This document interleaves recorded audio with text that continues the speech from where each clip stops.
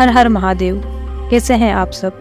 आज हम 12 ज्योतिर्लिंगों में से एक ज्योतिर्लिंग जो कि उत्तर प्रदेश के वाराणसी यानी बनारस जिले में स्थित काशी विश्वनाथ मंदिर की बात करने जा रहे हैं। दोस्तों, अगर आप वाराणसी जाने का प्लान बना रहे हैं और अगर आप काशी विश्वनाथ जी के दर्शन करना चाह रहे हैं तो यह वीडियो आप लोगों के लिए काफ़ी यूजफुल है, क्योंकि आज की वीडियो में मैं आप लोगों को बताऊंगी कि आपको काशी विश्वनाथ मंदिर तक कैसे पहुंचना है, कितने दिन की ट्रिप बनाना चाहिए, वाराणसी में आपके रुकने की क्या व्यवस्था है, काशी विश्वनाथ मंदिर दर्शन करने के बाद आपको कौन कौन से स्थान पर विजिट करना है, वाराणसी काशी विश्वनाथ मंदिर में आपके खाने पीने की क्या व्यवस्था है, वाराणसी के गंगा नदी में कौन से घाट में आपको गंगा आरती में शामिल होना है, वाराणसी में आपको घूमने के लिए क्या साधन लेना चाहिए, और वीडियो के लास्ट में मैं आपको बताऊंगी कि वाराणसी घूमने के लिए एक व्यक्ति का कुल खर्चा कितना आएगा। तो दोस्तों, बने रहिए मेरे वीडियो में, एक एक करके सारी बातों को मैं विस्तार पूर्वक आपको वर्णन करूंगी, जिससे आपको वाराणसी यानी बनारस काशी विश्वनाथ मंदिर जी के दर्शन करने के लिए काफ़ी सहूलियत मिलेगी और साथ ही साथ आपका कुल खर्चा भी कम आएगा। तो बिना विलम्ब के दोस्तों प्रारंभ करते हैं। सबसे इम्पोर्टेंट बात कि वाराणसी काशी विश्वनाथ मंदिर आपको कैसे पहुंचना है। दोस्तों, आप वाराणसी पहुंचने के लिए आपके पास 3 प्रमुख ऑप्शन है। पहले ऑप्शन की अगर मैं बात करूं तो वो है आपका बाई ट्रेन। दोस्तों, ट्रेन के माध्यम से आप पहुंच सकते हैं वाराणसी रेलवे स्टेशन, जो कि भारत के अनेक प्रमुख शहरों से सीधी आपको कनेक्टिविटी मिल जाएगी, तो आप वाराणसी पहुंच सकते हैं। या नहीं तो आपके वाराणसी में ही 5 किलोमीटर की दूरी पर बना हुआ है मांडोवाड़ी रेलवे स्टेशन, तो आप मांडोवाड़ी रेलवे स्टेशन भी आकर वाराणसी पहुंच सकते हैं। और दूसरे माध्यम की अगर मैं बात करूं तो दोस्तों वो है फ्लाइट से अगर आप आना चाहते हैं तो वाराणसी में ही आपका इंटरनेशनल एयरपोर्ट, जिसका नाम है लाल बहादुर शास्त्री अंतर्राष्ट्रीय हवाई अड्डा, वहां आप अपने फ्लाइट के माध्यम से पहुंच सकते हैं। और एयरपोर्ट से आपकी जो वाराणसी की दूरी पड़ती है वो आपकी 18 से 20 किलोमीटर पड़ती है, तो आप टैक्सी के द्वारा या ऑटो के द्वारा वाराणसी पहुंच सकते हैं। चलिए दोस्तों, आखिरी ऑप्शन की बात करते हैं, वो है आपका बाय बस। दोस्तों, अगर आप बाय रोड आना चाहते हैं तो फिर आपको वाराणसी के लिए ढेर सारी बसेस मिल जाएंगी, चाहे वो दिल्ली हो, कानपुर हो, लखनऊ हो, मिर्जापुर हो, अनेक प्रमुख शहरों से और अनेक राज्यों से आपको डायरेक्ट वाराणसी के लिए बसेस अवेलेबल है, तो आप चाहें तो रोड के माध्यम से भी वाराणसी पहुंच सकते हैं। चलिए दोस्तों, अगली बात करते हैं कि हम वाराणसी पहुंच चुके हैं और हमको वाराणसी में अपना स्टे कहाँ लेना चाहिए, कौन से घाट के पास हमको रुकना चाहिए, जिससे हमको काशी विश्वनाथ जी के दर्शन करने के लिए काफी सहूलियत मिले। वाराणसी पहुंचने के बाद आपको एक लोकेशन पर आना है जिसका नाम है गदोलिया। दोस्तों, गदोलिया जाने के लिए आपको वाराणसी रेलवे स्टेशन से ऑटो लेना होगा, वो आपसे 20 रुपए लेगा और आपको ड्रॉप कर देगा। वाराणसी रेलवे स्टेशन के ठीक सामने ही बना हुआ है वाराणसी का बस स्टैंड, तो वहाँ से भी आप ऑटो पकड़िए और आपको आना है गदोलिया। या दोस्तों, हालांकि वाराणसी में रुकने के लिए आपके पास बहुत सारे बजट ऑप्शन हैं। सबसे पहले सस्ते ऑप्शन की अगर मैं बात करूं तो दोस्तों वो है आपका धर्मशाला।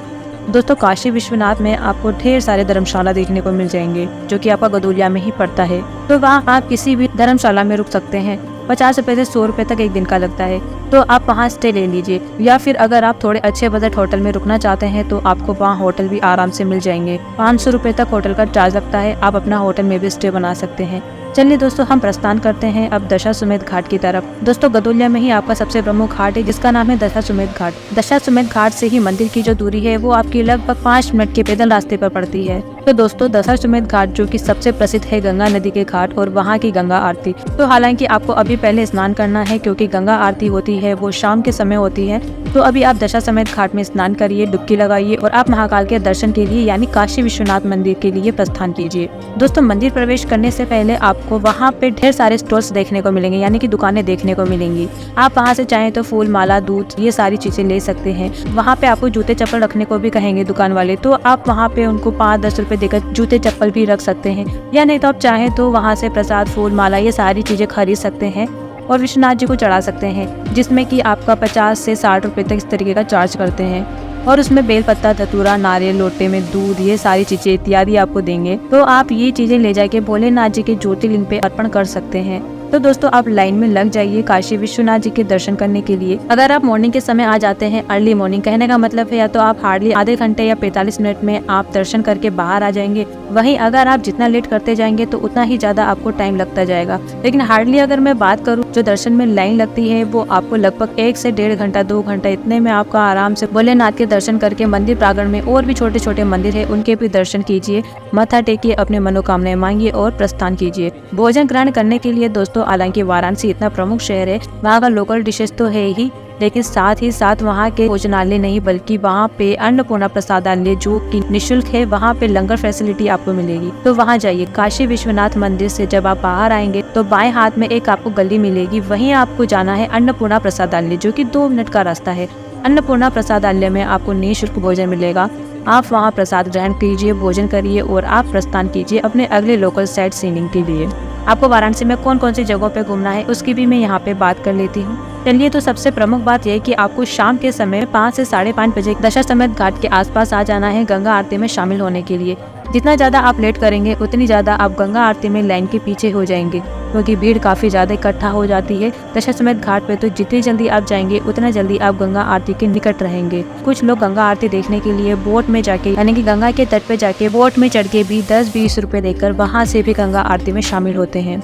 वहाँ आप जाइए, गंगा आरती में शामिल होइए। यहाँ की आरती काफी सुकून भरी शांति आपको प्रदान कराएगी, तो यहाँ आप सम्मिलित होइए। हालांकि ये गंगा आरती आपकी दोस्तों अस्सी घाट में भी होती है, जो कि वाराणसी का ये भी एक प्रमुख घाट है जिसका नाम है अस्सी घाट, जो लॉर्ड शिवा के लिए घाट को समर्पित किया गया है। तो यहाँ पे भी गंगा आरती होती है, लेकिन आप दशाश्वमेध घाट के आसपास रुके हुए हैं, इसलिए आप दशाश्वमेध घाट में गंगा आरती में सम्मिलित होइए और आप जाके अपने होटल या जो भी धर्मशाला आप लिए हैं वहाँ जाके आप स्टे कर सकते हैं। चलिए दोस्तों, अगली बात करते हैं, यानी कि अगले दिन आपको सुबह उठकर अगर आप चाहे तो पुनः आप गंगा में स्नान करिए, कुछ नाश्ता करके आप प्रस्थान कीजिए वाराणसी के जो लोकल साइट सीइंग है, जो प्रमुख स्थान है उन सब पे विजिट करने के लिए।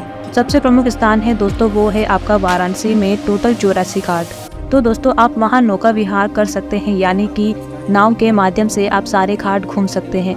हालांकि आपको 84 घाट घूमना आवश्यक नहीं है, लेकिन जो प्रमुख घाट है जैसे अस्सी घाट हो गया और मणिकर्णिका घाट और हरिश्चंद्र घाट, ये 2 घाट ऐसे हैं जहाँ पे अंतिम संस्कार के लिए मोक्ष मिलती है। तो इन 2 घाट पर आपको यहाँ पे धगधगाती लाशें जलते हुए आपको चिता यहाँ देखने को मिलेंगी। तो ये 2 घाट पर भी आप नाव के माध्यम से जितना भी प्रमुख घाट है उन सबको आप नाव के माध्यम से घूम सकते हैं। नाव वाला दोस्तों आपको जो प्रमुख घाट है उनको घुमाने के लिए आपसे लगभग 400 से 500 रुपए इस तरीके का चार्ज करेगा। आप उससे बार्गेनिंग कर सकते हैं और वाराणसी के जितने भी प्रमुख घाट है उन सबको घूम सकते हैं, गंगा नदी का सैर कर सकते हैं और आप प्रस्थान कीजिए अगले स्थान की तरफ जो कि है दुर्गा मंदिर। दोस्तों वाराणसी में एक है दुर्गा मंदिर, तो वहाँ पे आप जाइए, वहाँ आप ऑटो के माध्यम से जा सकते हैं। ऑटो वाले को आप दोस्तों 400 से 500 रुपए में हायर कर लीजिए। वो ऑटो वाला आपको 3 से 4 पॉइंट घुमा देगा, जिसमें आपका आता है वाराणसी का बनारस हिंदू यूनिवर्सिटी, जिसे BHU भी बोला जाता है। दोस्तों बनारस हिंदू यूनिवर्सिटी इतना बड़ा है कि आपको उसको घूमने के लिए लगभग 1.5 से 2 घंटा तो अवश्य लग ही जाएगा। और साथ ही साथ इस BHU में ही आपका एक और मंदिर है जिसका नाम है न्यू विश्वनाथ मंदिर।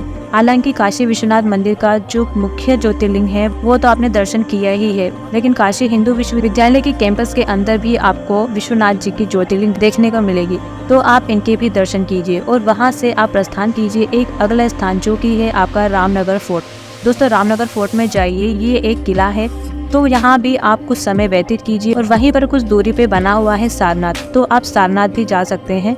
वहाँ भी आप जाइए, कुछ समय व्यतीत कीजिए और ये सारे स्थान घूमने के बाद आप अपने वही होटल आइए, अपने सामान उठाइए और आप अपनी रवानगी ले सकते हैं। चलिए दोस्तों अगली बात करते हैं कि आपको वाराणसी घूमने के लिए यानी बनारस घूमने के लिए कितने दिन का ट्रिप बनाना चाहिए और आपको कौन से समय पे आना चाहिए। हालांकि दोस्तों जैसा कि मैंने आपको बताया कि वाराणसी 2 दिन के लिए पर्याप्त है, क्योंकि आप पहले दिन में दर्शन कर लेंगे, गंगा आरती में सम्मिलित हो लेंगे और दूसरे दिन आप जो भी लोकल साइट सीइंग है वो घूमकर आप शाम के समय पे आप अपनी ट्रेन फ्लाइट जो भी आपका साधन है वो आप साधन पकड़ के अपने अपने शहर के लिए रवानगी ले सकते हैं। तो आपका 1 रात 2 दिन सफिशिएंट है पूरे वाराणसी को घूमने के लिए। लेकिन अगर आप बारीकी से पूरे वाराणसी को, पूरे बनारस को घूमना चाहते हैं तो फिर आपको 4 से 5 दिन लग जाएंगे, क्योंकि वाराणसी कोई छोटा मोटा शहर नहीं है। तो चलिए दोस्तों अगली बात करते हैं कि वाराणसी यानी बनारस कब आना चाहिए। तो दोस्तों शंकर जी का पर्व यानी कि जैसे महाशिवरात्रि हो गई, सावन का महीना हो गया, नाग पंचमी हो गई, तो ये सारे जो सीजन है इसमें वाराणसी के काशी विश्वनाथ मंदिर में बहुत ज्यादा भीड़ होती है, बहुत ज्यादा श्रद्धालु यहाँ आते हैं। लेकिन ये सारे पर्व को छोड़कर अगर आप आते हैं तो वाराणसी में आपको ज्यादा भीड़ देखने को नहीं मिलेगी। चलिए दोस्तों लास्ट बात करते हैं कि वाराणसी को घूमने के लिए एक व्यक्ति का कुल खर्चा कितना लग जाएगा। तो दोस्तों जैसा कि मैंने आपको बताया कि अगर आप धर्मशाला में रुकते हैं या फिर अगर आप अच्छे बजट होटल में भी रुकते हैं और साथ ही साथ अगर आप अन्नपूर्णा प्रसादालय में भोजन ग्रहण करते हैं और 1 डे 2 नाइट की ट्रिप बनाते हैं, तो दोस्तों एक व्यक्ति का जो खर्चा आएगा 2000 से 3000 रुपये आएगा और इसमें आप वाराणसी को पूरे अच्छे तरीके से घूम सकते हैं। दोस्तों इस सफ़र में मैंने किसी भी तरीके का आपके ट्रेन का टिकट, फ्लाइट का टिकट को ऐड नहीं किया है, इस सफ़र में मैंने आपके होटल का टिकट, खाने पीने के जो खर्चे होंगे और आपके जो ट्रांसपोर्टेशन के खर्चे हैं, नाव के माध्यम से आप जो घाट घूमेंगे उन सब का खर्चा अगर जोड़े तो एक व्यक्ति का खर्चा आता है 2000 से 3000 रुपए। तो दोस्तों ये था वाराणसी काशी विश्वनाथ मंदिर का संपूर्ण वर्णन। इसके बाद भी अगर आपका कोई भी डाउट है या फिर कोई भी क्वेरी है तो आप मुझसे कमेंट करके पूछ सकते हैं। धन्यवाद।